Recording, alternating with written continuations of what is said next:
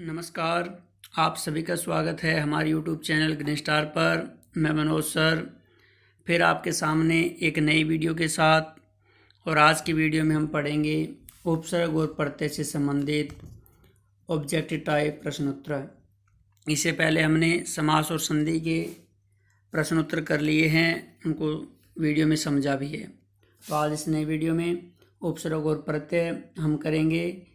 तो आप हमारे चैनल को लाइक करें, सब्सक्राइब करें, ताकि आप मेरे चैनल से जुड़े रहें और जब भी कोई नई वीडियो आती है तो आपके सामने तुरंत पहुंच जाए और आप अपने जो प्रतियोगिता परीक्षा एग्ज़ाम होते हैं उनकी तैयारी कर सकें। तो हिंदी आपको पता है कि हरियाणा की कोई कंपटीशन एग्ज़ाम हो या जहाँ भी हिंदी आती है वहाँ उपसर्ग प्रत्यय का कोई न कोई प्रश्न अवश्य आता है। तो आइए हम शुरू करते हैं आज के हमारी वीडियो। पहला प्रश्न, उपसर्ग का प्रयोग होता है। तो उपसर्ग का प्रयोग कहाँ होता है? शब्द के आदि में, शब्द के मध्य में, शब्द के अंत में, या इनमें से कोई नहीं। तो आदि का अर्थ आरंभ में, तो इसका जो ए ऑप्शन है वो बिल्कुल सही आंसर है। शब्द के आरंभ में उपसर्ग का प्रयोग होता है। नेक्स्ट क्वेश्चन, जो धातु या शब्द के अंत में जोड़ा जाता है उसे क्या कहते हैं? इस प्रश्न को थोड़ा बिल्कुल आसान सा प्रश्न है। जैसे उपसर्ग शब्द के आदि आरंभ में जुड़ता है तो पीछे अंत में कौन जुड़ेगा? प्रत्यय जुड़ेगा। तो इसका जो ऑप्शन डी है वो सही उत्तर हो जाएगा। शब्द और धातु के अंत में प्रत्यय जोड़ा जाता है। तो अगला प्रश्न हमारा, प्रख्यात शब्द में उपसर्ग है। प्रख्यात शब्द में उपसर्ग है। तो जैसा भी पता है, जैसे हम कोई भी उपसर्ग प्रयोग करते हैं पीछे उसके शब्द अवश्य बसता है। तो इसके चार जो हमारे ऑप्शन हैं, प्र, त, प्रख, आत। तो इसमें हमारा ऑप्शन ए है, उससे उत्तर हो जाएगा प्र। ख्यात शब्द है, ख्याति, जो कि हमने शब्द सुना ख्याति, ख्यात शब्द जुड़ा हुआ है इससे। तो प्र इसमें उपसर्ग, और ऑप्शन ए इसका सही उत्तर हो जाएगा। प्रश्न नंबर 4, प्रत्युक्त उत्पन्न मते शब्द में कौन सा उपसर्ग है? देखो इसमें 2-3 शब्द जोड़ दिए हैं, प्रति प्लस उत्पन्न प्लस मति। ठीक है, 3 शब्द जुड़े हुए इसमें। तो प्रति हम जानते हैं कि प्रति उपसर्ग होता है, तो इसमें प्रति उपसर्ग है। और प्रति में उत्पन्न जुड़ने से जो ई संधि हो गई है, ई का यह हो जाता है, तो इसलिए यहाँ प्रति उत्पन्न मति शब्द में प्रति उपसर्ग आ जाएगा। तो प्रति इसमें उपसर्ग है, ऑप्शन बी हमारा इसका सही उत्तर हो जाएगा। पांचवा प्रश्न जो है, गमन शब्द को विपरीतार्थक बनाने के लिए आप किस उपसर्ग का प्रयोग करेंगे? गमन क्या होता है? जाना। ठीक है, तो उपगमन लगाएंगे तो नहीं होगा, आगमन। तो गमन जाना, तो आगमन क्या इसका सही उत्तर हो जाएगा। आ उपसर्ग लगेगा इसमें विलोम शब्द बनाने के लिए, तो आ बी ऑप्शन जो हमारा इसका सही उत्तर हो जाएगा। आगे प्रश्न नंबर 6, निर्वासित में प्रत्यय है। निर्वासित शब्द में कौन सा प्रत्यय है? इक है, नहीं है। नी, तो नी तो शुरुआत में लगा उपसर्ग है, ये भी नहीं है। सित में नहीं है क्योंकि निर्वास शब्द नहीं मिलता। इत है, तो निर्वास प्लस में इत इसमें प्रत्यय, तो ऑप्शन डी इसका सही उत्तर हो जाएगा। प्रश्न नंबर 6 का ऑप्शन डी। आगे हम देखते हैं अगला प्रश्न, प्रश्न नंबर 7, लेखक शब्द के अंत में कौन सा प्रत्यय लगा हुआ है? लेखक शब्द के अंत में कौन सा प्रत्यय लगा हुआ है? तो लेखक में लेख प्लस में क, तो लेख क प्रत्यय नहीं है इसमें। बी ऑप्शन इक भी नहीं है। अक प्रत्यय इसमें लेख धातु के साथ अक प्रत्यय जुड़ा हुआ है, तो ऑप्शन डी हमारा इसका सही उत्तर हो जाएगा। प्रश्न नंबर 8, अनुज शब्द को स्त्रीवाचक बनाने के लिए आप किस प्रत्यय का प्रयोग करेंगे? अनुज शब्द को स्त्रीवाचक यानी इसका स्त्रीलिंग बनाने के लिए आप किस प्रत्यय का प्रयोग करेंगे? तो अनुज प्लस इक नहीं जुड़ होगा, ये भी नहीं होगा, आ होगा, और ई भी नहीं होगा। तो अनुजा शब्द बनने से इसका स्त्रीवाचक बन जाएगा, तो ऑप्शन सी इसका सही उत्तर हो जाएगा। हमारा अगला प्रश्न है प्रश्न नंबर 9, सुत शब्द को स्त्रीवाचक बनाने के लिए किस प्रत्यय का प्रयोग किया जाएगा? तो जो हमने प्रश्न नंबर 8 पहुंचा था वैसे फिर प्रश्न यहाँ हमारे सामने आया है। तो सुत का क्या होगा? सूता, तो इसका ऑप्शन बी सही उत्तर हो जाएगा। आ प्रत्यय लगेगा सुत में। तो अगला हमारा प्रश्न है प्रश्न नंबर 10, सपृश्य शब्द को विलोमार्थक बनाने के लिए किस उपसर्ग का प्रयोग करेंगे? यानी सपृश्य शब्द में अगर विलोम शब्द बनाएं तो किसका प्रयोग करेंगे? तो सपृश्य होता है छूना, तो ए ऑप्शन है नी सप्रिश, ये गलत हो जाएगा, पहला ऑप्शन सही नहीं है हमारा। बी अनु होगा, अनु भी नहीं होगा। सी हाँ असपृश हो जाएगा, तो ऑप्शन सी इसका सही उत्तर हो जाएगा, असपृश। ठीक है, तो अगला हमारा प्रश्न है प्रश्न नंबर 11, प्रतिकूल शब्द में कौन सा उपसर्ग है? प्रतिकूल, प्रतिकूल में प्र नहीं है, बी प्रा नहीं है, सी परि नहीं है, डी प्रति, प्रति सही है, तो ऑप्शन डी इसका सही उत्तर हो जाएगा। प्रश्न में प्रतिकूल में प्रति उपसर्ग है। आगे नेक्स्ट क्वेश्चन हमारा प्रश्न नंबर 12, कौन सा उपसर्ग आचार शब्द से पूर्व लगने पर उसका अर्थ जुलम हो जाता है? देखो थोड़ा सा डिफिकल्ट प्रश्न है। कौन सा उपसर्ग आचार शब्द से पूर्व लगने पर उसका अर्थ जुलम हो जाता यानी कहने का भाव क्या है कि आचार शब्द के आगे ऐसा कौन सा उपसर्ग लगे जिससे इसका अर्थ जुलम हो जाए।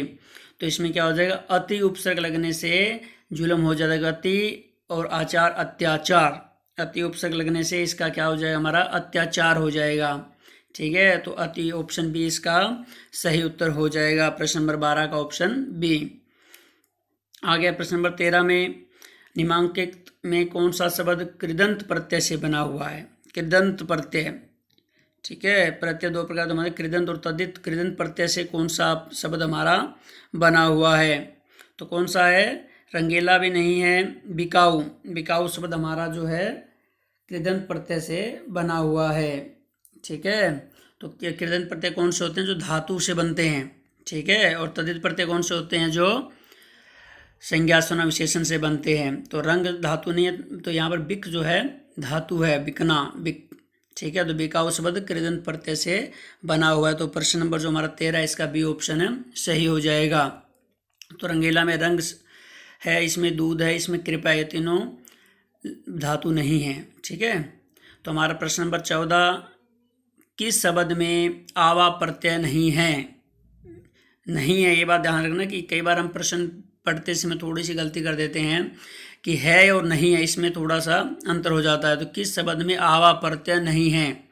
तो किस में नहीं है? प्रश्न नंबर 14 में दिखावा, चढ़ावा, लावा और भुलावा। तो दिखावा में भी है, चढ़ावा में भी है, भुलावा में भी है, लावा में आवा प्रत्यय नहीं है, तो इसका ऑप्शन सी सही उत्तर होगा। ठीक है, लावा में ल प्लस में आवा, तो इसमें हमारा आवा प्रत्यय नहीं है। प्रश्न नंबर 15, इनमें कौन सा शब्द समूहवाचक प्रत्यय नहीं है? समूहवाचक प्रत्यय, समूहवाचक प्रत्यय कौन सा है? जो समूह का बोध कराएं। ठीक है, समूह में कौन सा? लोग, लोग समूह है, गण, गण भी लोग ही होते हैं, बड़ा वर्ग, वर्ग में नहीं है, प्रेस, जो प्रेस शब्द है वो समूहवाचक प्रत्यय नहीं है, तो ऑप्शन डी इसका सही उत्तर हो जाएगा। अगला प्रश्न प्रश्न नंबर 16, व्यवस्था से पूर्व कौन सा उपसर्ग लगाएं कि उसका अर्थ विपरीत हो जाए? व्यवस्था से पूर्व कौन सा उपसर्ग लगाएं जिसका अर्थ विपरीत, यानी व्यवस्था का प्रश्न क्या है कि व्यवस्था में ऐसा कौन सा उपसर्ग जोड़ें ताकि उसका विलोम शब्द बन जाए? तो व्यवस्था का विलोम शब्द क्या होता है? अव्यवस्था। क्या होता है? अव्यवस्था, तो ए जुड़ जाएगा, तो इस ओ ए कौन सा ऑप्शन है हमारे? ए ऑप्शन में, तो ए ऑप्शन इसका सही उत्तर हो जाएगा। प्रश्न नंबर 17, निम्न में से किस शब्द में प्रत्यय का प्रयोग हुआ है? देखो 4 ऑप्शन हमारे पास, किस में प्रत्यय का प्रयोग हुआ है? विकल में, अलक में, पुलक में या धनिक में? तो कौन सा हो जाएगा? धनिक में एक प्रत्यय हमारा लगा हुआ है, धन प्लस में एक, धनिक। तो प्रश्न नंबर 17 हमारा ऑप्शन डी इसका सही उत्तर हो जाएगा। आगे है प्रश्न नंबर 18, निम्नलिखित में से किस शब्द में प्रत्यय लगा हुआ है?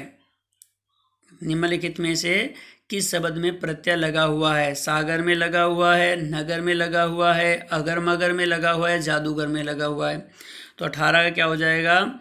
डी, जादूगर, जादू के साथ गर प्रत्यय लगा हुआ है, तो जादूगर इसका सही उत्तर हो जाएगा, ऑप्शन डी इसका सही उत्तर है। आगे हमारा अगला प्रश्न प्रश्न नंबर 19, किस शब्द में उपसर्ग का प्रयोग हुआ है? किस शब्द में उपसर्ग का प्रयोग हुआ है? उपकार में, लाभदायक में, पढ़ाई में, अपनापन में? तो किस सबसे पहले हम क्या देखेंगे? ए ऑप्शन देखते हैं, उपकार, उप प्लस में कार, उप इसमें उपसर्ग है, तो ऑप्शन ए इसका सही उत्तर हो जाएगा। बाकी सब में प्रत्यय लगे हुए हैं। ठीक है, लाभदायक में भी प्रत्यय है, पढ़ाई में आई है, अपनापन में पन प्रत्यय है। ठीक है, तो प्रश्न नंबर 20 में अनुवाद में प्रयुक्त उपसर्ग है। अनुवाद में उपसर्ग कौन सा है? अनु उपसर्ग है। अनु कौन सा हमारा? Option D. ऑप्शन डी इसका सही उत्तर हो जाएगा। अनु उपसर्ग लगा हुआ है, अनु प्लस में वाद। आगे है प्रश्न नंबर 21, निर्वाह में प्रयुक्त उपसर्ग है निर्वाह, तो वह अलग शब्द हो जाएगा, तो इसमें निर उपसर्ग है। तो यहाँ पर निर में क्या आएगा? आधा रह आना चाहिए। देखो इसमें थोड़े से कठिन से दो एक जैसे ही इसमें हैं, तो उसको थोड़ा ध्यान से देखना पड़ेगा। ठीक है, तो नी और नी के साथ विसर्ग, नी और निर और नीरी में। ठीक है, तो निर्वाह में अगर निर उपसर्ग हम लगाते हैं तो आधा रह होना चाहिए। तो ऑप्शन सी में क्या है? अगर निर उपसर्ग लगाते हैं तो आधा रह होना चाहिए। तो इसके नीचे हलंत नहीं है। ठीक है, हलंत नहीं है तो कौन सा आएगा हमारा? नी के साथ विसर्ग है, जो ऑप्शन बी है वो सही उत्तर हो जाएगा। क्योंकि अगर हम विसर्ग संधि पढ़ते हैं तो विसर्ग के बाद में अगर वहाँ लगाते हैं विसर्ग आता तो वहाँ रह हो जाता है। ऑप्शन इसका जो विसर्ग संधि का दूसरा नेम है वो इसमें प्रयोग हुआ है, नी प्लस में वाह, निर्वाह। तो ऑप्शन बी इसका सही उत्तर हो जाएगा। आगे प्रश्न नंबर 22, हिंदी में कृत प्रत्ययों की संख्या कितनी है? जो मैंने जो उपसर्ग पढ़ते वीडियो में समझाया उसमें बताया है, तो 28 है। कितनी है? 28। ऑप्शन ए इसका सही उत्तर हो जाएगा। आगे है प्रश्न नंबर 23, कृदंत प्रत्यय किन शब्दों के साथ जुड़ते हैं? कृदंत प्रत्यय किन शब्दों के साथ जुड़ते हैं? संज्ञा के साथ, सर्वनाम के साथ, विशेषण के साथ और क्रिया के साथ। अब थोड़ा सा ध्यान दें हम कि कृदंत प्रत्यय कौन से? जो धातु के साथ जुड़ते हैं। किस साथ जुड़ते हैं? धातु से। धातु किस में प्रयोग की जाती है? क्रिया में। क्रिया का मूल रूप क्या? धातु है। तो ऑप्शन डी इसका सही उत्तर हो जाएगा। संज्ञा, सर्वनाम, विशेषण से हमारे तद्धित प्रत्यय बनते हैं। तो ऑप्शन डी इसका इस प्रश्न का सही उत्तर होगा, क्रिया। आगे प्रश्न नंबर 24, निम्नलिखित पद एक प्रत्यय लगाने से बने, इनमें से कौन सा पद गलत है? देखो नीचे हमारे 4 ऑप्शन हैं, इनमें से क्या कहा है? एक प्रत्यय से बने हुए हैं। कौन से में एक नहीं लगा हुआ है? ठीक है, दैविक, सामाजिक, पाक्षिक और भौमिक। 4 ऑप्शन है, दैविक, सामाजिक, भौमिक और पाक्षिक। तो इसमें कौन सा उत्तर हमारा होगा? तो कौन सा होगा? दैविक में दैविक, देव प्लस में एक दैविक, ठीक है। सामाजिक में समाज प्लस में एक सामाजिक, ठीक है। भौमिक में भूमि प्लस में भौमिक। पाक्षिक होता है यहाँ, पक्षी प्लस में एक का नहीं होता, पक्षी शब्द है यहाँ पाक्षिक होता तो सही होता, लेकिन यहाँ पक्षिक है। ठीक है, तो ऑप्शन डी हमारा इसका गलत पद है। ठीक है, पक्षी प्लस में क नहीं होता, पक्षी अलग से शब्द हमारा, तो यहाँ ऑप्शन डी इसका सही उत्तर है, क्योंकि डी इसमें एक प्रत्यय नहीं लगा है। आगे प्रश्न नंबर 25, किस शब्द की रचना प्रत्यय से हुई है? किस शब्द की रचना प्रत्यय से प्रत्यय लगा है? अभियोग में, अभि प्लस में योग, अभि उपसर्ग है तो इसमें प्रत्यय नहीं लगा हुआ है। ऑप्शन बी व्यायाम में भी नहीं लगा हुआ है, इसमें उपसर्ग है। वी प्लस में आयाम, अपमान में भी उपसर्ग है प्लस में मान। तो ऑप्शन डी हमारा इसका सही उत्तर होगा। इनमें से कोई नहीं, इसमें ऐसा कोई शब्द इसमें प्रत्यय लगा, तो ऑप्शन डी हमारा सही उत्तर हो जाएगा। प्रश्न नंबर 26, बेइंसाफी में प्रयुक्त उपसर्ग है। बेइंसाफी शब्द में कौन सा उपसर्ग है? तो इंसाफी शब्द अलग करते हैं तो बे हमारा जो उपसर्ग इसमें रह जाएगा, तो ऑप्शन ए इसका सही उत्तर हो जाएगा। प्रश्न नंबर 27, निम्नलिखित में से उपसर्ग रहित शब्द है। उपसर्ग रहित कौन है? इसमें उपसर्ग न हो। ठीक है, तो सुयोग में सु उपसर्ग है, विदेश में वी उपसर्ग है, अत्यधिक में अति उपसर्ग है और सुरेश में उपसर्ग नहीं है। सुरेश नाम है, संज्ञा है, तो ऑप्शन डी हमारा इसका सही उत्तर हो जाएगा। सुरेश में कोई भी उपसर्ग नहीं है। प्रश्न नंबर 28, बहाव शब्द में प्रयुक्त प्रत्यय कौन सा है? बहाव शब्द में प्रयुक्त प्रत्यय कौन सा है? कौन सा है बहाव में? बह नहीं है, प्रत्यय पीछे लगता है। हाव नहीं है, आव। ठीक है, बहना प्लस में आव, बहा आ जाएगा, तो भाव में आव प्रत्यय हमारा हो जाता है, तो ऑप्शन सी इसका सही उत्तर हो जाएगा। प्रश्न नंबर 29, विज्ञान शब्द में प्रयुक्त उपसर्ग है। बिल्कुल आसान सा प्रश्न है। विज्ञान में कौन सा उपसर्ग है? वी उपसर्ग है, तो ऑप्शन सी हमारा इसका सही उत्तर हो जाएगा। विज्ञान में वी उपसर्ग है। प्रश्न नंबर 23, चिरायु शब्द में उपसर्ग है। चिरायु में चिर प्लस में आयु। ठीक है, चिर प्लस में आयु चिरायु, इसका सही उत्तर हो जाएगा। तो ऑप्शन बी इसका सही उत्तर है। लेकिन इसमें बी में एक बात और, हलंत आना चाहिए। चिरायु में चिर प्लस में आयु शब्द जुड़ता है तो चिर में हलंत आता है। ठीक है, मेरे अनुसार तो हलंत आना चाहिए इसमें। अगला प्रश्न हमारा प्रश्न नंबर 31, धुंधला शब्द में प्रयुक्त प्रत्यय है। धुंधला शब्द में प्रयुक्त प्रत्यय है। धुंध प्लस में ला, तो ऑप्शन सी इसका ला जो इसका उत्तर सही, ऑप्शन सी इसका सही उत्तर हो जाएगा। धुंधला में ला प्रत्यय है। प्रश्न नंबर 32, दोष हर्ता में प्रत्यय का चयन कीजिए। दोष हर्ता, तो हर्ता ही इसमें प्रत्यय शब्द, तो ऑप्शन ए हमारा सही उत्तर हो जाएगा। हर्ता इसमें प्रत्यय है। प्रश्न नंबर 33 में किस शब्द में उपसर्ग नहीं है। किस शब्द में उपसर्ग नहीं है। ठीक है, अपवाद में उपसर्ग है, प्राज्य में उपसर्ग है, प्रा प्लस में जय, प्राज्य प्लस में प्रभाव में प्र प्लस में भाव उपसर्ग है। ओढ़ना में प्रत्यय है। ठीक है, ओढ़ प्लस में ना, तो ऑप्शन डी इसका सही उत्तर हो जाएगा। ओढ़ना में कोई भी उपसर्ग नहीं है। अगला प्रश्न, संस्कार शब्द में किस उपसर्ग का प्रयोग हुआ है। संस्कार शब्द में कुछ शब्द का सम, ऑप्शन बी सन या सम्स या सन्स, तो इसमें ऑप्शन ए इसका सही उत्तर होगा। सम जो शब्द है, इस शब्द का शब्दांश है, ये उपसर्ग है, ये संस्कार में प्रयोग हुआ है, तो ऑप्शन ए इसका सही उत्तर हो जाएगा। प्रश्न नंबर 35, पुरोहित में उपसर्ग है। पुरोहित में कौन सा उपसर्ग है, तो कौन सा होगा इसमें, पुरुष होगा, पूरा होगा, या पूरा होगा, या पुर होगा, तो कौन सा होगा इसमें, पूरा होगा। पूरा प्लस में हित पुरोहित हो जाएगा। ठीक है, तो ऑप्शन बी इसका सही उत्तर होगा। प्रश्न नंबर 36, अवनत शब्द में प्रयुक्त उपसर्ग है। अवनत शब्द में प्रयुक्त उपसर्ग है, तो इसमें कौन सा होगा, ऑप्शन हमारा सी सही उत्तर होगा। अव, अव प्लस में नत, अवनत, तो अव इसमें हमारा उपसर्ग है, तो ऑप्शन सी इसका सही उत्तर हो जाएगा। प्रश्न नंबर 37, सावधानी शब्द में प्रयुक्त प्रत्यय है। सावधानी में सावधान प्लस में ई, तो ये कौन सी है इसमें, बड़ी ई है, तो ऑप्शन ए इसका सही उत्तर हो जाएगा। तो प्रश्न नंबर 37 का ऑप्शन ए सही उत्तर होगा।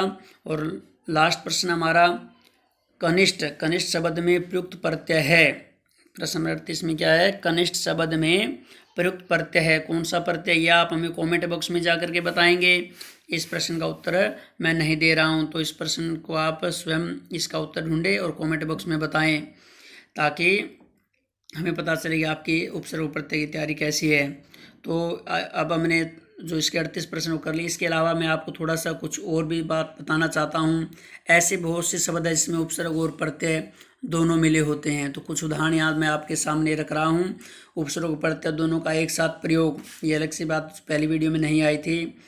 देखो, अब निर्मित शब्द पहले हम देखते हैं। अपमानित, अपमानित शब्द में क्या है, उपसर्ग भी है और प्रत्यय भी है। अप उपसर्ग है, मान मूल शब्द है और इत प्रत्यय है, तो इससे क्या हो जाएगा, अपमानित हो जाएगा। ऐसे ही हमारा दूसरा अविश्वसनीय, अ उपसर्ग है उसमें और निय प्रत्यय है, विश्वास इसमें मूल शब्द है। ऐसे अगला है हमारा खुश नसीबी, खुश उपसर्ग है और ई इसमें प्रत्यय है, नसीबी इसमें मूल शब्द है। अगला हमारा बदनसीबी, बद उपसर्ग है, नसीब इसमें मूल शब्द है, ई इसमें उपसर्ग है। ऐसे कुमार्गी, को उपसर्ग है, मार्ग इसमें मूल शब्द है और ई इसमें प्रत्यय है। असत्यता, असत्यता में अ उपसर्ग है, सत्य पर इसमें मूल शब्द है और ता इसमें प्रत्यय है। अस्वस्थता में भी अ उपसर्ग है, स्वस्थ इसमें मूल शब्द और ता इसमें प्रत्यय है। ऐसे निर्दोषता, शौचालित, सुशीला और ऐसे होगी। तो ये मैंने 11 आपको शब्द बताए हैं जिनमें उपसर्ग और प्रत्यय दोनों लगते हैं। ठीक है, ऐसे और भी बहुत हैं। असफलता भी एक शब्द है इसमें। तो ये तो मैंने आपको उदाहरण इसलिए दिए हैं, तो कई बार पेपरों में हम देखते हैं भी इसमें उपसर्ग और प्रत्यय दोनों अलग कीजिए, तो दोनों भी आ सकते हैं। एक शब्द में उपसर्ग पर दोनों भी लग सकते हैं। और कई ऐसे शब्द में जो मैंने उपसर्ग की वीडियो में बताया भी दो उपसर्ग भी लगते हैं। ठीक है, दो पिछली बार हमारा एस्टेट का जो पेपर हुआ था पीजीटी का, उसके हिंदी में ये क्वेश्चन आया हुआ था कि जिस शब्दों में दो उपसर्ग वो अलग करें। ठीक है, तो ऐसे भी हमारे कई बार प्रश्न आ जाते हैं, तो इनको भी हमें याद रखें। तो आज की वीडियो में इतना ही। नेक्स्ट वीडियो में फिर आपके लिए अच्छी सी वीडियो लेकर के आएंगे। तब तक के लिए आपका धन्यवाद। हमारी वीडियो लगातार देखते रहें, सब्सक्राइब करते रहें चैनल को, और अगली वीडियो फिर जल्दी से आपके पर सामने लेकर के आएंगे। तब तक के लिए धन्यवाद, नमस्कार।